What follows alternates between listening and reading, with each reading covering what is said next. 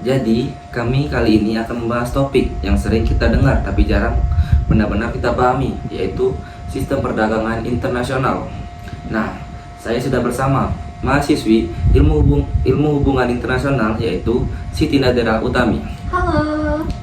Oke, senang sekali ya kita bisa berbagi di sini. Mungkin langsung saja ke pertanyaannya.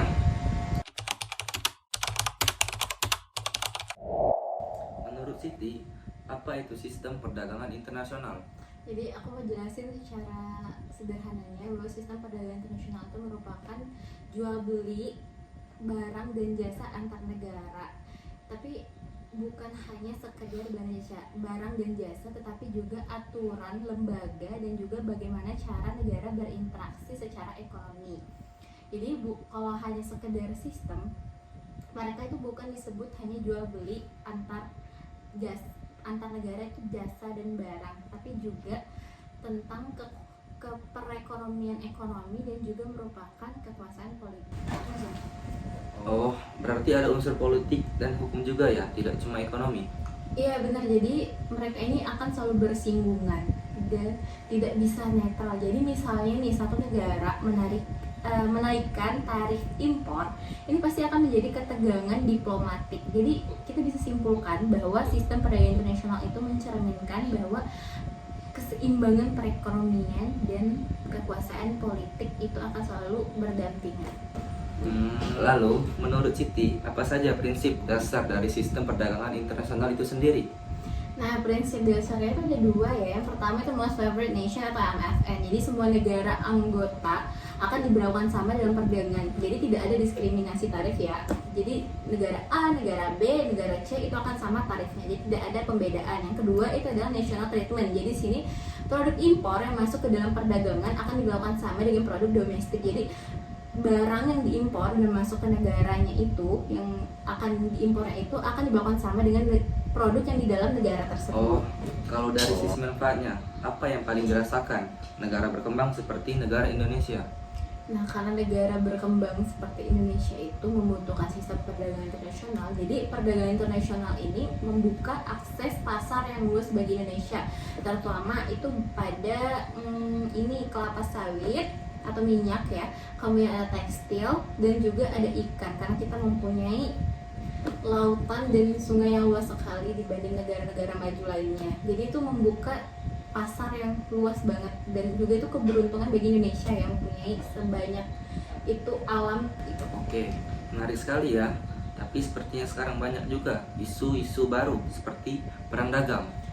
Perang dagang itu aku mengasih contoh pada tahun 2018 sampai 2020-an ya. Itu pada perang dagang AS dan Cina. Jadi pada tahun 2018 di bawah kepemimpinan Presiden Donald Trump, jadi AS ini menaikkan tarif ke Cina yaitu berupa barang teknologi, baja dan aluminium. Nah, tapi ini bukan serta-merta hanya menaikkan tarif dagang ya, tarif impor, tapi juga ini mempunyai tujuan tertentu bagi AS. Tapi ini masuk ke prinsip kita yang awal tadi, bahwa semua negara anggota akan diberlakukan sama dalam perdagangan, tidak ada diskriminasi tarif, bahwa AS ini sudah melanggar prinsip yang awal tadi. Jadi tujuan dari Donald Trump ini sendiri itu untuk melindungi manufaktur industri mereka dan juga melindungi perkembangan teknologi mereka, bahwa mereka ini sebenarnya sedikit egois untuk melindungi teknologi mereka agar tidak ketinggalan oleh teknologi di Cina. Nah, tetapi dari sini Cina itu tidak tinggal diam, tetapi dia itu juga menaikkan tarif dagang ke Amerika itu berupa mobil dan juga berupa kedelai. Jadi ini ya yang ngebuat pasok rantai ekonomi global itu menurun, karena negara-negara maju ini yang pasti berdampak kepada negara-negara berkembang di sekitarnya. Oke. Kalau begitu, bagaimana Siti melihat masa depan sistem perdagangan internasional untuk kedepannya? Ya, kalau saya melihatnya itu akan lebih kompleks ya, karena di dunia sekarang itu sudah bergantung kepada digital trade dan e-commerce yang bukan hanya menguntungkan negara maju, tetapi juga membuat ruang bagi negara berkembang untuk berpartisipasi secara setara. Dan juga tapi di satu sisi lain ada isu berkelanjutan lingkungan dan juga keadilan ekonomi yang akan menekan negara-negara untuk menyesuaikan sistem perdagangan mereka. Oke, mungkin itu saja pertanyaan-pertanyaan dari saya untuk Siti Nadira Utami.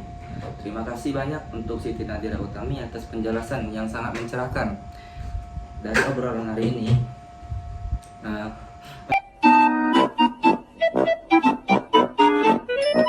itu saja